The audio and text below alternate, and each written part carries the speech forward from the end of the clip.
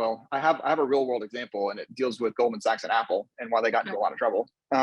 So Cool. Apple and Goldman Sachs, yeah, this is I love this use case. Apple and Goldman Sachs got into a lot of trouble because Steve Wozniak, y'all know he's one of the co-founders of Apple. He was one of the people who raised the red flag.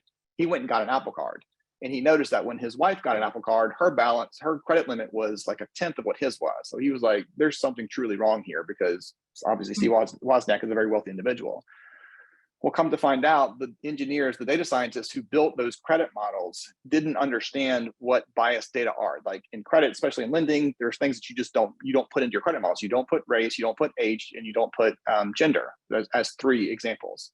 But the data scientists didn't know that. So they just said, here's a whole bunch of data, machine learning, go tell me what are good predictors, not realizing that they should never have put gender in, right? So that was a biased assumption that they had, that I won't go into a whole bunch of detail of why they shouldn't have had gender in there other than political reasons and compliance reasons that they weren't aware of. They should have been more careful with the attributes. They should have been more objective and more careful with the attributes they were feeding those models, that then took them down a path that was inaccurate.